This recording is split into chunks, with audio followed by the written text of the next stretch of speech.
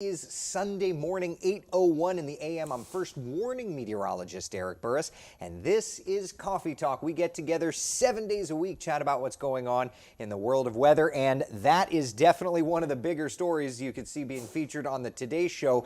The top two things that we are monitoring include activity right here at the Cape.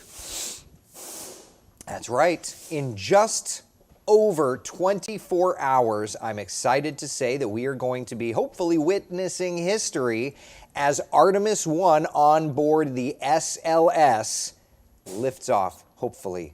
Hopefully. We'll be talking about that. And then, of course, we're also talking about the tropics heating up. There are not one, not two, not even three systems that we are watching in the Atlantic. There are four. Yeah, lots to get to, and we will be doing that. So stay with us. It's Coffee Talk on a Sunday morning. Thank you so much for joining us this morning. It is beautiful. Let's look outside, see what's doing on our tower cam shot. Downtown Orlando with some clouds over top of us. Let's head. Oh, I forgot this tower cam was zapped by lightning. All right, that one's good. That one's good. Yeah, clouding up across town. If I hope that tomorrow morning does look a little bit better than this. There's our tourist district tower cam, and we're out near Lake Bryan. Sun peeking through. Over to Artemis. There it is. This is a shot we're going to be monitoring very, very closely. I want to tell you, before we get too deep, I'm taking the weather lab out tomorrow morning. Live team coverage starting at 4 a.m. We are going to be discussing everything that there is to discuss when it comes to the SLS rocket. And may I just say, we have so many nerd graphics, it's not even funny. Tomorrow morning, we're going to be talking all about it, and I'll just give you a bit of a preview of sorts, okay? We're going to be talking about what happens after liftoff as the rocket orbits, and then, of course, as the Orion capsule then exits Earth orbit and heads to the moon. So we've got all kinds of data points to talk about on the mission profile.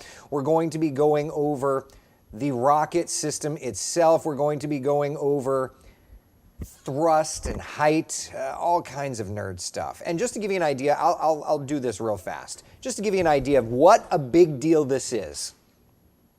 The SLS system, the Space Launch System, produces at sea level 8.8 million pounds of thrust.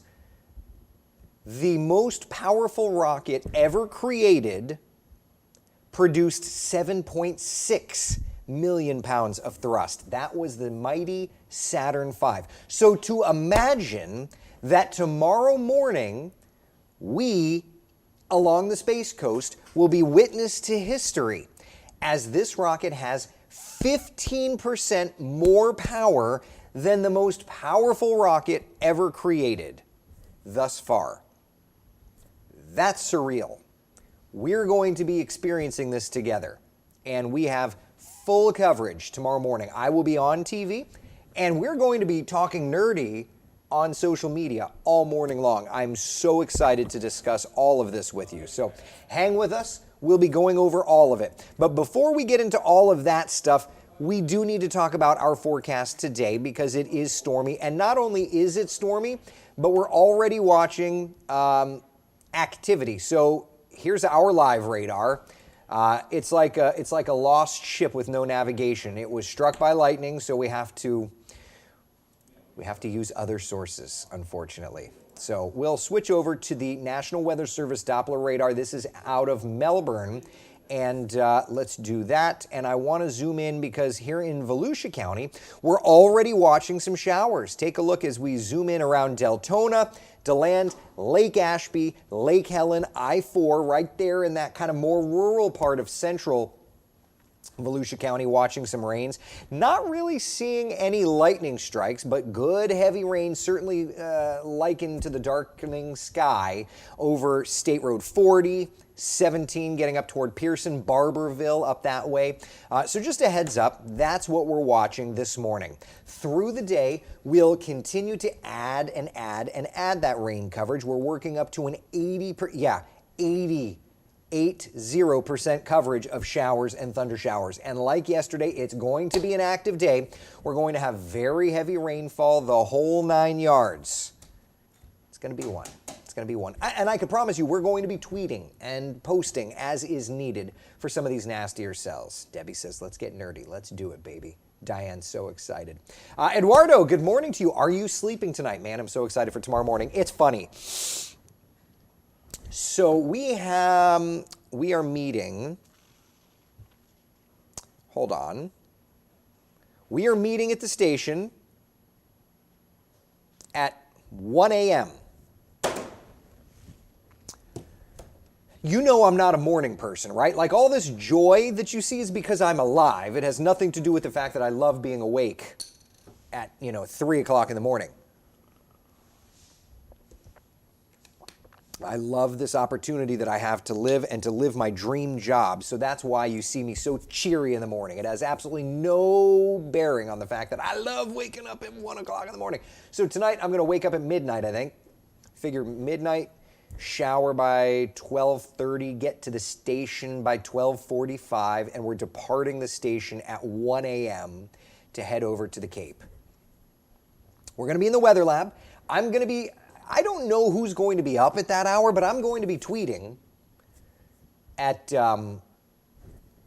those ungodly hours. And then certainly leading up to the mission itself, I will be tweeting like crazy. So since we're talking about the launch, let's talk about it formally. We're going with a 30% chance of violating weather criteria. That means a 70% chance of good weather. The launch window opens at 8:33 and goes until 10:33 tomorrow morning. The concerns are essentially what we're seeing right now. The clouds that are over top, some showers and thunder showers in the vicinity. And remember too that rockets, as they're accelerating, they go from 0 to 60. Man, my car goes from 0 to 60 in 2 seconds. A rocket obviously goes unbelievably faster than that. So what happens is as it's working through the atmosphere, exceeding the speed of sound and continuing that acceleration, it generates friction. And that friction can, and in history we have seen, it has triggered lightning. So a big concern, especially in an environment here in Central Florida, static charge, and there is measuring equipment at the Cape for that. So, that said, those are concerns for tomorrow. But all things considered, in that 2-hour window, we're looking at a 70% chance of good weather. I'm going to be tweeting every piece of data that I can get and give it to you. I'll be posting on Facebook. I will also be sharing the live stream of the rocket launch itself. My goal is to keep you as updated as can be. Brian says, I'll be awake. I work overnights. I am tonight. John says, I'll probably be up. My other thing, if I'm 100% honest, I don't know how much I'm going to be able to sleep. My wife even said, you're not going to be able to sleep, nerd. She said it in an endearing way. And I feel like every time I say that, I get worried I'm going to offend somebody. But I'm a nerd, and I love it. Man, when I was a kid, I tried to hide it, but God, I love being a nerd. I don't know that I'm going to be able to sleep tonight, Jessica's asking, are we going to hear sonic booms in the metro? So it all depends on wind, right? But I could tell you that in my Oviedo community Facebook page, last night's Falcon 9 generated a rumble that people heard. It's like 11 something last night. A lot of people were writing in hey, what's that roar that I hear outside? And it's that. And when you compare, and there's a reason that I wanted to show this graphic. I'm holding some for coverage tomorrow, but last night's Falcon 9 has a thrust of 1.7 million pounds at sea level. 1.7 million pounds. The space shuttle, 5.3 million pounds. Tomorrow's SLS, 8.8 million pounds. So if the wind last night brought in that roar, because, the noise, the wind can carry that. So if that's the case, Yeah, that's a very real possibility. I was born 1984, don't judge me. Okay? Mulatto, what year were you born? 95. Never ask a woman her age, right? Here we are. Okay, in my lifetime, in her lifetime, we have never, in your lifetime too, I don't care who you are. You could be 99 years old. You never experienced a rocket this powerful because it's the largest, it's the most powerful rocket ever created. So yes, more than likely, a lot of Central Florida will probably at least hear a low-end roar, right? At least a little bit. So pretty cool. Pretty cool. John, will they get the Coke Zero done today? I could tell you they'll start it. I don't know that they'll get it done. Here's the forecast for that. Good through lunchtime. After lunchtime, that's where we get into some tough talk. Eduardo says, okay, nerd talk. I can't wait for the Artemis Lego set. Come on. Oh my God, right? That's when, like, I'll be super hyped to play Lego with the kids. But the problem is I'm going to want to put it up on my shelf, you know? Dwana says, nerds rule the world. News said the tower was hit with lightning yesterday. They're checking the tower and rocket out, Caroline. Yes, the news said it, yeah. There were 3 lightning strikes to the towers out there. And just to illustrate this, okay, let's come back over to our tower cam. Okay, there are 3, I believe they're 600 feet tall. There are 3 600, and you can see them in this picture here. That's a lightning tower. That's a lightning tower. And on the far left-hand side, I don't know if you can see it, that's a lightning tower. So there are those 3 lightning towers. I believe they're 600 feet tall. And the whole design there is so when there's a storm, lightning strikes that instead of the rocket itself. Because the tip of the rocket itself, it's not just like something cool. The tip of the rocket there, that is the launch escape system. In the event that the rocket is lifting off, and Falcon 9 and Crew Dragon have this as well, in the event that there's an issue with the rocket itself during a manned mission, tomorrow's is not a manned mission, but in the event of that, the launch escape system has motors that accelerate the crew compartment away from the rest of the rocket. It goes something like 0 to 400 miles per hour on top of what it's already doing in something like 2 seconds. So the idea is, and you can YouTube this for tests on Falcon 9, launch escape system.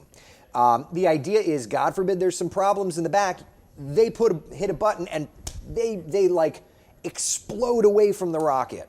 So it's all for safety. They had this during Apollo, Mercury, and Gemini. So yeah, a lot happening.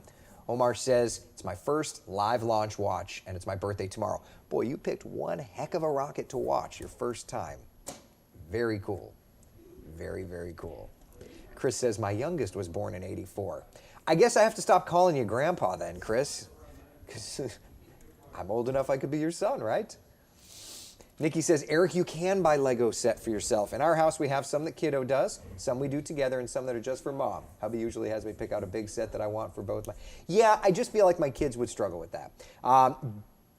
Ingeborg, I'm so sorry if I butchered your name. Do you think that this rocket will create a vibration that will register as far as a seismic event? I just wonder what it will do around here, possibly with us being so prone to sinkholes. I've always been fascinated by rockets, so I do think it's really cool. I have no idea the answer to that. I'm sure it'll probably register on the seismic scale, right? I can tell you that there's so many of the quote-unquote old-timers that'll tell you during the Saturn V days that windows would shatter from the Saturn V. We have better window construction, double pane and that. But I would be curious if we have windows shattering during this launch. Matt says 1983 here. I can't wait. I've always wanted to go back in time and watch a Saturn V. You and me both. 100% you and me both. I've always dreamt of what it would have been like to watch a Saturn V rocket. And it's surreal to think that in just 24 hours, 15 minutes-ish that you and I are going to get to witness something even more powerful than a Saturn V. That is unreal cool. Vanessa, that abort capsule pulls a crazy amount of Gs, like 13. Here's to hoping they never have to use it. You know, that's a fact I didn't know. That's a fact I didn't know. Chris says it's been a minute for a launch like this. Yes. Surreal, isn't it? Seriously. Melissa says, I love your excitement. I mean, this is, you know, I feel like in my age, I'm a nerd, and I don't care who knows it. It's my job at this point. But I feel like even if you're not a nerd, you have to at least rally around the fact that aside from atomic blasts, tomorrow will be the largest controlled explosion on Earth. Right? Like, you have to get excited over that. Michael said, they said yesterday at KSC that the abort would render the astronauts unconscious for a moment. It activates in 50 milliseconds. That's why. Imagine, if you will, triggering that, and then you wake up and you're like parachuting down, you know?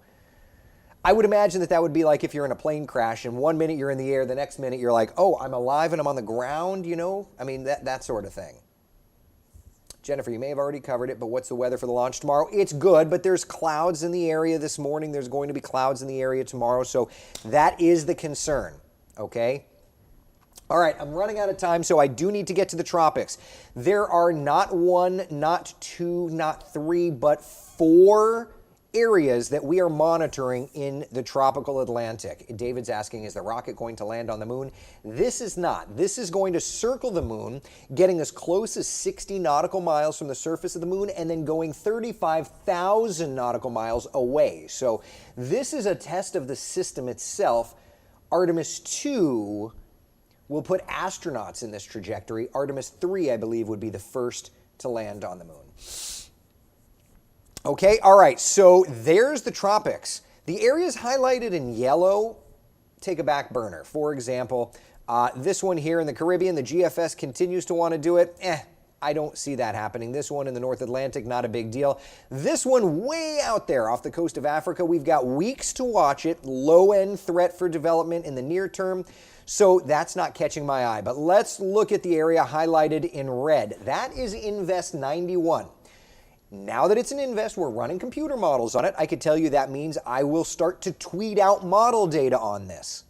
Doesn't look like a ton going on at the moment, but the Hurricane Center now says midweek, probably going to see a depression form. 70% likelihood that this develops in the next 5 days' time, a low-end 30% likelihood that it develops over the next 2 days' time, okay? That said, could we go the entire month of August without a named system? It certainly looks that way. Quite interesting to see. Okay, that there, let's take a look at the computer models on Invest 91. Models are running, and we've got the data there. General west-northwest path. Well, we never like to see that, right? Long-range idea is that this recurves, but of course, computer models do not do well with tropical systems that are just starting or undergoing tropical cyclone genesis or development. So these models give us a clue, but they don't give us much more than that. So of course, let's start to look at, and I'm going to have to breeze through this just a little bit here because I talked too much about the rocket. All right, so here's the GFS, and we're just going to go through time. All right. There it is, wanting to do something in the Caribbean. The GFS is pretty much alone on that.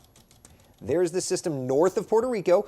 Not all that strong. Again, that Mexico-Texas thing, maybe we'll have to watch and see. All right, so there is Tuesday, September 6th, out near the Turks and Caicos in the Bahamas, blowing up and then recurving. I mean, 949 low. That's a monster storm.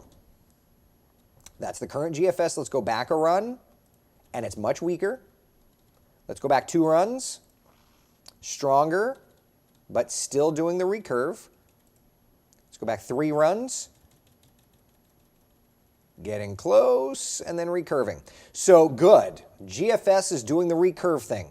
Let's switch over and let's look at the European model. And let me just point out the European is doing nothing really in the Caribbean. I mean, some broadening area of low pressure, but nothing organized. There is that system getting right to the Bahamas. That's as far, boy, isn't that interesting? That's as far out as the 0Z European works. Now we can of course look at the control flavor of the model, and the control flavor of the ensemble kind of takes it. How much time? 4 minutes. 4 minutes. Oh geez, I'm running out of time. All right, ensembles. I'm gonna have to rush through this. Let's just see what the ensembles are doing. European ensembles bringing it close and then diverging, most of them recurving it, but getting a little close for comfort. GFS ensembles bringing it close, but all recurving it, but how close are they? So futures not set in stone. Again, computer models do not handle systems that are undergoing tropical cyclone genesis very well. So we'll watch it. In the meantime, tropics heating up. Back here at home, plenty of showers and storms, my friends. 80% coverage of rain today, 70% for your Monday, Tuesday, and then continuing to drop Wednesday, Thursday, Friday. I'm sorry I entered it up too much about the rocket. 2 minutes, 57 seconds from our Today Show cut-in. Any questions real fast? Any questions, comments, concerns, any of that stuff while we're chatting about the 7-day forecast? I'm going to be on social media like a crazy tomorrow. I'm going to be posting everything I can about this rocket launch. I'm so excited to chat with you about it. I'm so excited to track everything that there is to track. Linda says feeling a little uncomfortable. What about the tropics? Don't. I'll tell you when to be scared, but I could tell you we're not there. So no need to be scared. Also, I don't really tell you that we should be scared very often. So, even if a Category 5 is like coming our direction, I don't really get scared, and nor should you. Will any storm go to Louisiana? I mean, it's possible, but none of the models are showing that. So for now, we're okay. Any other questions? Breathe, enjoy this moment, get some sleep. Yeah, I don't know that I can promise I'm going to get much sleep. I know myself. I'm going to be a disaster afterward tomorrow when my brain crashes, but yeah. All right, that's all I've got for you. Be the sunshine in someone else's day. Thank you so much for hanging out for Coffee Talk. I will see you guys and gals tomorrow for coverage on air and online.